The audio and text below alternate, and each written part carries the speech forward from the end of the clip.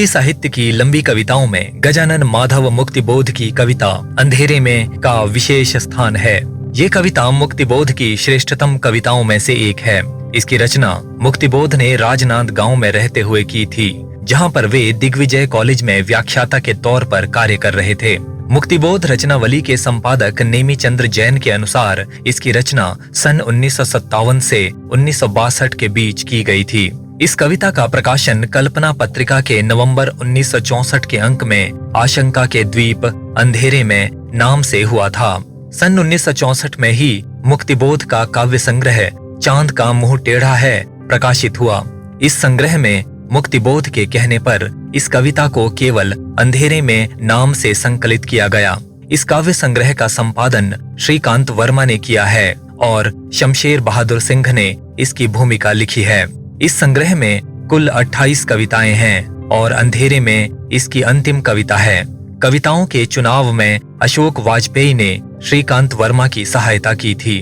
अंधेरे में कविता साहित्य प्रेमियों और समीक्षकों के बीच लंबे समय से चर्चा का विषय बनी हुई है। हिंदी के अनेक प्रतिष्ठित विद्वानों जैसे रामविलास शर्मा, नामवर सिंह, सुधीश पचौरी, इंद्रनाथ मदान, नंद किशोर नवल, विष्णु खरे, अशोक चक्रधर, निर्मला जैन आदि ने इस कविता के मूल भाव और शिल्प के संबंध में विचार व्यक्त किए हैं और इसके महत्व को अपने अपने तरीके से रेखांकित किया है। अंधेरे में कविता एक बहुअर्थी और बहुआयामी कविता है। इस कविता को पढ़ते और समझते हुए कुछ महत्वपूर्ण बातों को ध्यान में रखना आवश्यक है, जो इस प्रकार हैं। अंधेरे में कविता में फैंटेसी शिल्प का प्रयोग किया गया है, अर्थात इस कविता की सारी घटनाएं किसी स्वप्न कथा या स्वप्न चित्र की तरह घटित होती हैं। कहीं कहीं तो सपने के भीतर एक और सपना चलता है। बहुत सी संभव और असंभव घटनाओं का चित्रण कविता में किया गया है। झट से दृश्य बदलते हैं और कोई नया चित्र या बिंब शुरू हो जाता है। टॉल्स्टॉय, बाल गंगाधर तिलक और महात्मा गांधी जैसे महापुरुष अचानक प्रकट होकर कविता का हिस्सा बन जाते हैं और फिर तुरंत ही गायब भी हो जाते हैं। अचानक ही सड़क पर एक जुलूस नजर आने लगता है। अचानक ही सैनिक शासन लागू हो जाता है और काव्य नायक गलियों में भागकर खुद को बचाता फिरता है। अचानक उसे पुलिस द्वारा पकड़ लिया जाता है और गहन पूछताछ के बाद रिहा कर दिया जाता है। अचानक ही एक जन क्रांति शुरू हो जाती है जिसमें हर आम जन भाग लेने लगता है। इन सारी असंभव सी घटनाओं और बेतरतीब लगने वाले दृश्यों के होने का अर्थ ये नहीं है कि ये कविता केवल काल्पनिक और अजीबोगरीब घटनाओं का चित्रण करती है जिनका हकीकत से कोई लेना देना नहीं है, बल्कि ये कविता फैंटेसी के माध्यम से व्यक्ति, समाज और राजनीति में व्याप्त विसंगतियों, कमजोरियों और बुराइयों का यथार्थवादी चित्रण करती है। कविता में फैंटेसी का प्रयोग जानबूझकर किया गया है ताकि घटनाओं को वास्तविक बनाने के लिए की जाने वाली मेहनत से बचा जा सके। इसके अलावा मुक्तिबोध जो संदेश देना चाहते थे या जो भाव व्यक्त करना चाहते थे, उन्हें शायद फैंटेसी के माध्यम से ज्यादा बेहतर तरीके से व्यक्त किया जा सकता था।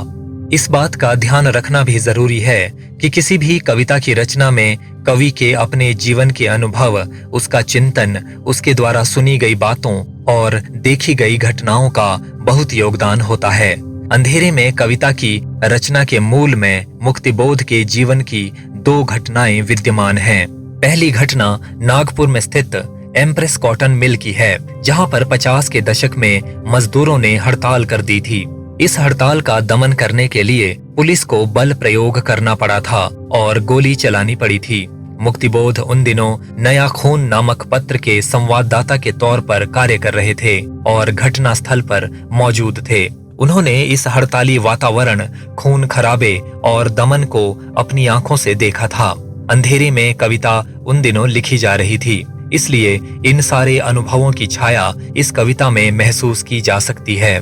दूसरी घटना का संबंध मुक्तिबोध के निजी जीवन से है।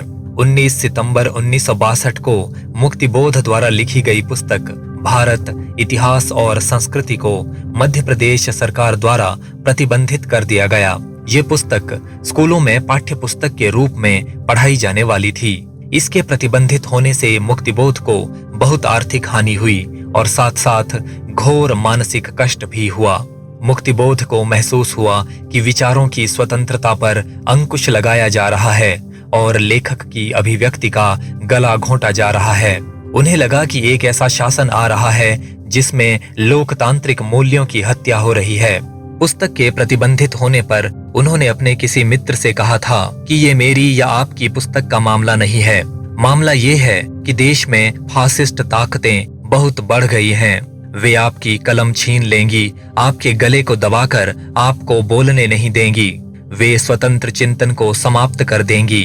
वे बढ़ी तो किसी दिन आपकी सारी प्रजातांत्रिक संस्थाओं को नष्ट कर देंगी और देश में फासिस्ट तंत्र को स्थापित कर देंगी। सन 1964 में पंडित नेहरू के देहांत का समाचार सुनकर मुक्तिबोध ने आशंका व्यक्त की थी कि बस अब फासिज्म आ जाएगा। फासिस्ट हुकूमत के स्थापित होने की इस आशंका ने मुक्तिबोध के मन और मस्तिष्क को काफी हद तक विचलित कर दिया था। इस आशंका के कारण पैदा हुई सारी चिंताओं, घुटन, घबराहट और बेबसी को मुक्तिबोध ने इस कविता में बड़ी बारीकी से उकेरा है। इस रचना में प्रयोग में लाए गए प्रतीकों पर भी थोड़ा गौर करना जरूरी है। कविता में अंधेरा शब्द प्रतीकात्मक है। ये अंधेरा मनुष्य के बाहर और भीतर दोनों जगहों पर विद्यमान है। बाहरी दुनिया या समाज में अंधेरा अराजकता, अव्यवस्था, दमन और शोषण का प्रतीक है। ये अव्यवस्था भ्रष्ट मंत्रियों, स्वार्थी पूंजीपतियों, चापलूस बुद्धिजीवियों, बिकाऊ लेखकों और पत्रकारों की आपसी साठगांठ के कारण है। इस व्यवस्था में ईमानदार लेखकों पर प्रतिबंध लगाए जा रहे हैं और अभिव्यक्ति को दबाया जा रहा है। इसी प्रकार अंधेरा कविता के मुख्य पात्र के मन में भी घिर आया है। ये पात्र समाज के मध्य वर्ग का प्रतीक है जो शोषण और अराजकता के खिलाफ लड़ने की जरूरत तो महसूस करता है, लेकिन अपनी सुविधाओं को छोड़ पाने की हिम्मत नहीं कर पाता। इसी कारण उसके भीतर कायरता, अवसाद, मानसिक संघर्ष, बेबसी और अनेक प्रकार की कुंठाओं का अंधेरा विद्यमान है। इसी तरह कविता के पात्र भी प्रतीकात्मक हैं। कविता का मुख्य पात्र ही आत्मकथात्मक रूप से सारी घटनाओं का वर्णन करता है। इस पात्र को वाचक या नायक, काव्य नायक अथवा वाचक नायक कह सकते हैं। ये पात्र समाज के मध्य वर्ग का प्रतीक है। ये शासक वर्ग की बुराइयों, बुद्धिजीवी वर्ग की कमजोरियों और अपने मध्य वर्ग के निकम्मेपन से परिचित है तथा समाज और व्यवस्था को बदलने के लिए क्रांति भी करना चाहता है, लेकिन अपनी जिंदगी के आराम और सुविधाओं को भी नहीं छोड़ना चाहता। इस तरह इसके अवचेतन मन में विचारों का संघर्ष चलता रहता है। अवचेतन मन हमारे मन का वो हिस्सा है जिसमें हमारे दबे हुए विचार, भावनाएं और इच्छाएं एकत्र रहती हैं। हमारी सभी आदतें और हमारे सपने आदि आमतौर पर अवचेतन मन से ही संचालित होते हैं। इसी पात्र के भीतर एक और व्यक्ति है जिसे रक्तालोक स्नात पुरुष यानी लाल रोशनी में नहाया इंसान कहा गया है। अधिकतर आलोचकों के अनुसार ये व्यक्ति मजदूर वर्ग या सर्वहारा वर्ग का प्रतीक है जो मध्य वर्ग के नायक को जागृत करके सामाजिक परिवर्तन या जन क्रांति में भाग लेने के लिए प्रेरित करना चाहता है। इसे काव्य नायक की सर्वहारा चेतना भी कह सकते हैं। यानी ये व्यक्ति नायक के उन विचारों का प्रतिरूप है जो आम लोगों और श्रमिकों के शोषण व दमन से जुड़े हुए हैं। कुछ आलोचक इस व्यक्ति को काव्य नायक के अवचेतन का प्रतीक मानते हैं। कुछ के अनुसार ये व्यक्ति काव्य नायक के उन दबे हुए विचारों का प्रतिबिंब है जो उसके अवचेतन में विद्यमान है। कुछ आलोचक इसे काव्य नायक का आदर्श रूप मानते हैं, यानी ये वो व्यक्ति है जो काव्य नायक वास्तव में बनना चाहता है। कविता को समझते समय हमें इसके उद्देश्य या इसके मूल संदेश को भी ध्यान में रखना चाहिए। अंधेरे में कविता एक उद्देश्यपूर्ण रचना है। इसमें एक साथ अनेक भाव और संदेश गुंथे हुए हैं। इसकी मुख्य वस्तु या मूल भाव के संबंध में अनेक प्रकार से विचार विमर्श किया गया है। इस कविता के भाव पक्ष की कुछ विशेषताएं इस प्रकार हैं। इसमें फासिस्ट शासन के स्थापित हो जाने की आशंका व्यक्त की गई है, जिसमें राजनेता और पूंजीपति बुद्धिजीवियों के साथ मिलकर आम जनता का शोषण करते हैं। विचार व्यक्त करने और सच लिखने की आजादी छीन ली जाती है। इसमें मध्य वर्गीय काव्य नायक का आत्मसंघर्ष चित्रित किया गया है कि किस तरह वो अपनी कमजोरियों को पहचान कर उन्हें दूर करने की कोशिश करता है और अपने जीवन की सुविधाओं को त्याग कर जन क्रांति का हिस्सा बनने के लिए अपने आप को तैयार करता है। काव्य नायक द्वारा किस प्रकार अपने जीवन की सार्थकता की खोज की जाती है, ये भी कविता में दर्शाया गया है। काव्य नायक द्वारा व्यक्तित्वांतरण या अपने व्यक्तित्व में परिवर्तन लाने का प्रयास कैसे किया जाता है, कविता में इसका चित्रण बड़ी कुशलता से किया गया है। काव्य नायक के चेतन और अवचेतन मन का द्वंद्व इस कविता में बखूबी उकेरा गया है। अवचेतन मन जानता है कि काव्य नायक का कर्तव्य सामाजिक क्रांति के प्रति अपने आप को समर्पित करना है, लेकिन चेतन मन उसे अपनी आसान और साधारण जिंदगी जिए जाने के लिए और कोई खतरा मोल न लेने के लिए ही प्रेरित करता है। अभिव्यक्ति की खोज भी इस कविता का केंद्रीय भाव है। काव्य नायक अपने क्रांतिकारी विचारों को अभिव्यक्त करने का प्रयास करता है। वो अपने व्यक्तित्व के सबसे बेहतर रूप को पाना चाहता है और कवि के रूप में सबसे श्रेष्ठ विचारों को अभिव्यक्त करना चाहता है। मध्य वर्ग और सर्वहारा वर्ग द्वारा मिलकर एक सामाजिक क्रांति का प्रयास इस कविता में बखूबी दर्शाया गया है। श्रमिकों के संताप से द्रवित होना और युवा पीढ़ी को संघर्ष की प्रेरणा देना भी इस कविता के वस्तु पक्ष की विशेषता है। विभिन्न आलोचकों ने इस कविता के महत्व को अपने अपने तरीके से व्यक्त किया है और इसके मूल प्रतिपाद्य की ओर भी संकेत किए हैं। कुछ महत्वपूर्ण और स्मरणीय विचार इस प्रकार हैं। स्वयं मुक्तिबोध द्वारा एक पोलिश लेखिका आग्नेयेश्का को लिखे पत्र से पता चलता है कि मूल रूप से ये एक राजनीतिक कविता है। इसमें प्रमुख रूप से ऐसे फासिस्ट शासन की आशंका व्यक्त की गई है जिसमें मंत्री, उद्योगपति, अपराधी और यहाँ तक कि अनेक बुद्धिजीवी लोग भी आपस में साठ-गांठ करके समाज में शोषण और दमन का माहौल बनाते हैं। ऐसे में ईमानदार और उदार लोगों की अभिव्यक्ति को दबा दिया जाता है और उन्हें संत्रास तथा बेचैनी में जीने के लिए विवश कर दिया जाता है। ऐसे फांसीवादी माहौल और शासन की आशंका ही इस कविता का सबसे प्रमुख और महत्वपूर्ण प्रतिपाद्य है। इसी कारण मुक्तिबोध ने आरंभ में इस कविता का शीर्षक आशंका के द्वीप अंधेरे में रखा था। हरिशंकर परसाई भी कहते हैं कि इस कविता में फासिस्ट ताकतों के भयावह कल्पना चित्र हैं। विष्णु खरे को ये कविता व्यक्तिगत तथा विराट स्तरों पर संघर्ष लगती है, यानी इसका नायक भीतरी और बाहरी स्तर पर संघर्ष कर रहा है। इसमें एक मध्य वर्गीय व्यक्ति का आत्मसंघर्ष चित्रित हुआ है कि किस तरह ये व्यक्ति अपने विचारों और अपनी कमजोरियों से निरंतर लड़ता रहता है। कुछ आलोचकों के अनुसार काव्य नायक के माध्यम से स्वयं मुक्तिबोध ने अपने आंतरिक संघर्ष और विद्रोह तथा क्रांति की भावनाओं को व्यक्त किया है। रामविलास शर्मा के अनुसार इस कविता का मुख्य पात्र स्वयं मुक्तिबोध का ही प्रतिरूप है, क्योंकि मुक्तिबोध की कविताओं को उनसे अलग करके नहीं देखा जा सकता। नामवर सिंह ने इस कविता को अस्मिता की खोज और अभिव्यक्ति की खोज कहा है, यानी इस कविता का मध्यवर्गीय नायक अपने वजूद या अपनी जिंदगी की सार्थकता को खोजता रहता है। ये नायक एक व्यक्ति के रूप में अपना सबसे जरूरी कर्तव्य निभाना चाहता है। ये शोषण करने वाली और दमनकारी ताकतों का विरोध करना चाहता है और समाज को बेहतर बनाना चाहता है। एक कवि के रूप में काव्य नायक अपनी सर्वश्रेष्ठ क्रांतिकारी कविता लिखना चाहता है या अपने क्रांतिकारी विचारों को अभिव्यक्त करना चाहता है जो समाज को प्रभावित कर सकें। चंचल चौहान ने इसे सर्वहारा वर्ग में अपनी मध्यवर्गीय अस्मिता का विलय बताया। यानी मध्य वर्ग का नायक अपने अवचेतन मन में विद्यमान सर्वहारा वर्ग के व्यक्ति के साथ जुड़कर समाज में क्रांति और बदलाव के लिए कार्य करना चाहता है। मुक्तिबोध का ये दृढ़ विश्वास था कि सामाजिक क्रांति सर्वहारा या मजदूर वर्ग के सहयोग के बिना संभव नहीं है। डॉक्टर रामविलास शर्मा ने इस कविता को विभाजित व्यक्तित्व की कविता कहा।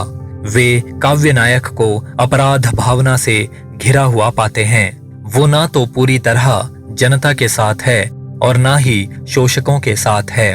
वे ये भी कहते हैं कि इस कविता की मूल समस्या है कि मध्य वर्ग का बुद्धिजीवी सर्वहारा वर्ग से तादात्म्य कैसे स्थापित करे। शमशेर बहादुर सिंह ने इस कविता के विषय में कहा है, ये कविता देश के आधुनिक जन इतिहास का स्वतंत्रता पूर्व और पश्चात का एक दहकता इस्पाती दस्तावेज है। अर्थात ये कविता आजादी से पहले और आजादी के बाद की परिस्थितियों का बड़ी बारीकी से चित्रण करती है। पहले देश विदेशियों के हाथों शोषित हो रहा था और अब भ्रष्ट नेताओं, स्वार्थी उद्योगपतियों और चापलूस बुद्धिजीवियों के हाथों शोषित हो रहा है। डॉक्टर प्रभाकर माचवे इसे ग्वेर्निका इन वर्स या पद्य में ग्वेर्निका कहते हैं, क्योंकि उनके अनुसार इस कविता के अनेक अंश पिकासो के विश्व प्रसिद्ध चित्र ग्वेर्निका जैसा ही प्रभाव डालते हैं। आइए मूल कविता को समझने का प्रयास करते हैं। जिंदगी के कमरों में अंधेरे, लगाता है चक्कर कोई एक लगातार, आवाज पैरों की देती है सुनाई, बार बार बार बार। अंधेरे कमरों से तात्पर्य है दिमाग, मन या अवचेतन मन के वो हिस्से जहां पर अनेक विचार या भावनाएं दबी हुई हैं। मुक्तिबोध लिखते हैं, जिंदगी के कमरों में अंधेरे। कविता का मुख्य पात्र, जिसे हम नायक या काव्य नायक कहकर संबोधित करेंगे, कहता है कि मेरे जीवन या मेरी चेतना के उन अंधेरे हिस्सों में जहां अनेक विचार और भावनाएं दबी हुई हैं, लगाता है चक्कर कोई एक लगातार। कोई एक इंसान बार बार घूम रहा है। वास्तव में नायक के अवचेतन मन में विचारों और भावनाओं का इतना दबाव है कि उसे ये विचार किसी जिंदा इंसान की तरह महसूस होने लगे हैं। आवाज पैरों की देती है सुनाई, बार बार बार बार।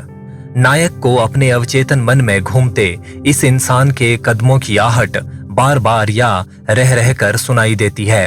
अंधेरे कमरों में चक्कर लगाते हुए किसी इंसान का चित्रण होने के कारण यहाँ दृश्य बिंब है और पैरों की आवाज का चित्रण होने के कारण श्रव्य बिंब है। पूरी कविता में मुक्त छंद का प्रयोग किया गया है। वह नहीं दिखता, नहीं ही दिखता, किंतु वह रहा घूम, तिलिस्मी खोह में गिरफ्तार कोई एक, भीत पार आती हुई पास से, गहन रहस्यमय अंधकार ध्वनि सा अस्तित्व जनाता अनिवार्य कोई एक। और मेरे हृदय की धक धक पूछती है वह कौन, सुनाई जो देता पर नहीं देता दिखाई। तिलिस्मी खोह का अर्थ है जादुई गुफा। तिलिस्मी खोह अवचेतन मन को कहा गया है। कवि अवचेतन मन को जादुई गुफा के समान मानते हैं, क्योंकि इसमें मनुष्य के अनेक सकारात्मक और नकारात्मक विचार, भावनाएं तथा इच्छाएं एकत्र रहती हैं और समय समय पर अनेक प्रकार से और अनेक रूपों में प्रकट होती रहती हैं। भीत अर्थात दीवार, जनाता अर्थात महसूस करवाता, अनिवार्य अर्थात लगातार या बिना बाधा के। वह नहीं दिखता, नहीं ही दिखता।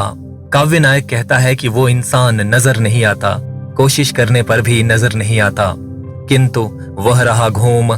लेकिन नायक जानता है कि वो उसके मन और मस्तिष्क के हिस्सों में चक्कर लगा रहा है। तिलिस्मी खोह में गिरफ्तार कोई एक। अवचेतन मन रूपी जादुई गुफा में मानो कोई एक इंसान कैद है। भीत पार आती हुई पास से, गहन रहस्यमय अंधकार ध्वनि सा। काव्य नायक कहता है कि ये इंसान उस आवाज की तरह है जो पास की ही किसी दीवार की दूसरी ओर के अंधेरे क्षेत्र से आ रही हो और किसी बहुत गहरे राज या भेद से भरी हुई हो। नायक ने दीवार की दूसरी ओर हो रही फुसफुसाहट से उस दूसरे इंसान की तुलना की है जो महसूस तो होता है लेकिन वो नजर नहीं आता। तुलना होने के कारण इन पंक्तियों में उपमा अलंकार है। अस्तित्व जनाता, ये इंसान अपने वजूद या अपनी उपस्थिति का एहसास करवाता है।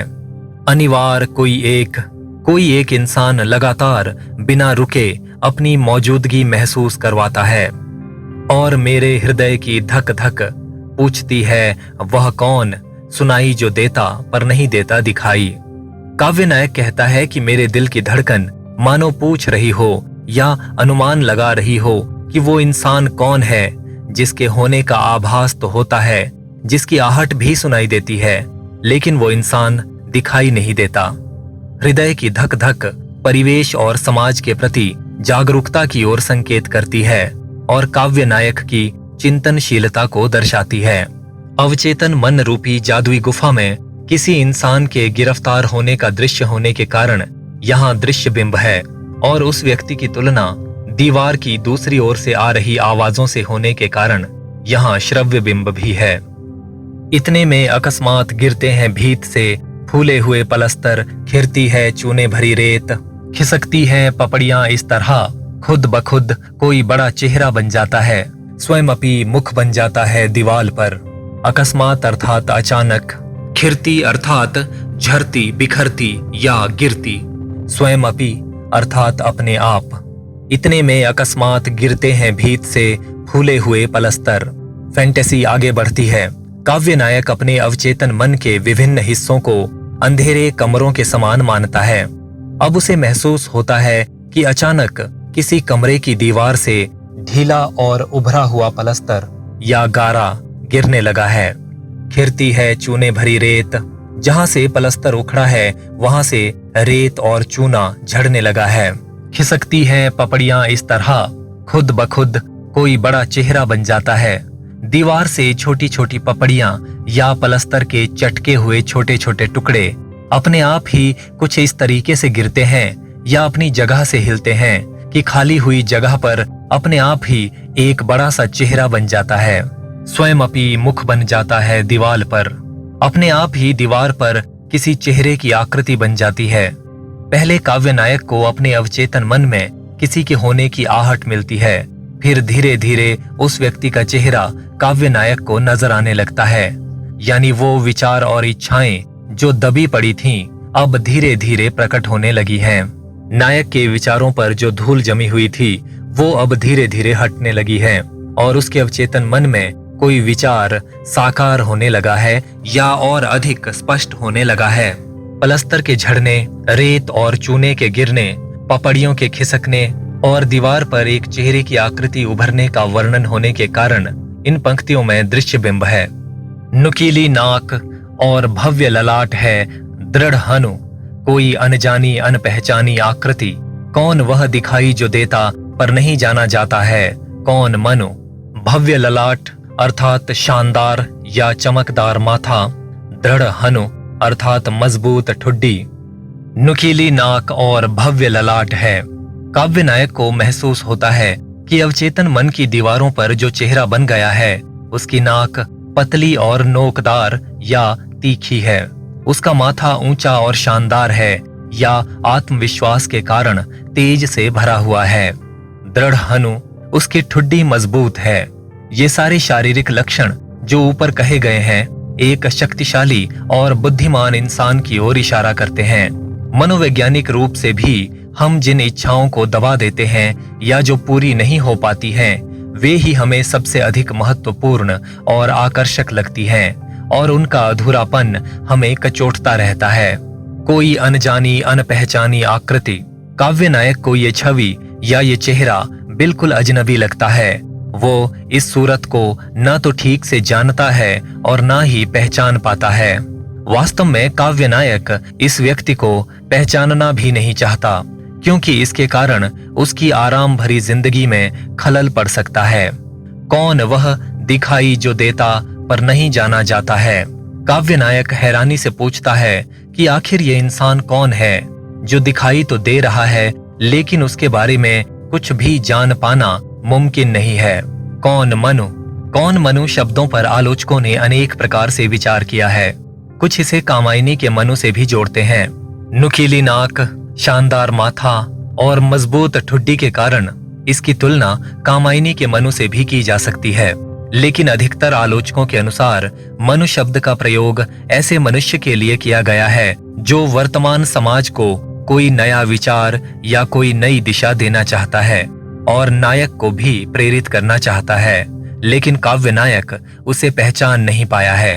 अभी तक काव्य नायक को केवल उसके शानदार व्यक्तित्व का एहसास ही हो पाया है।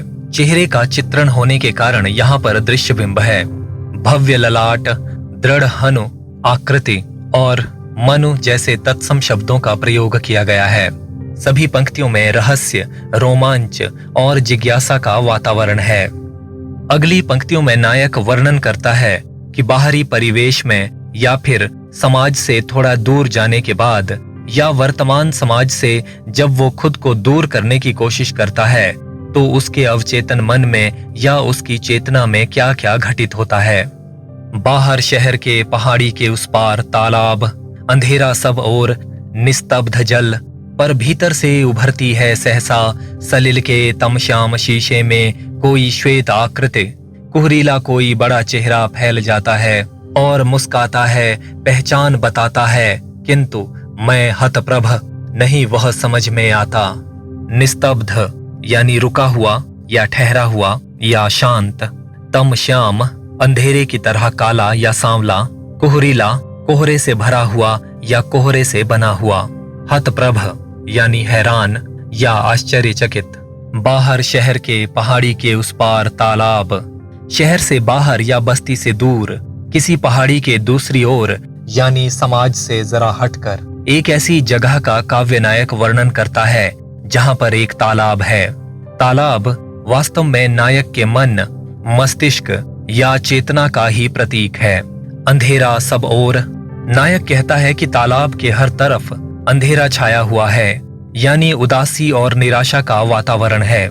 निस्तब्ध जल, तालाब का पानी ठहरा हुआ है, यानी मन में विचारों की उथल पुथल अभी नहीं है, ऐसा नायक को लगता है।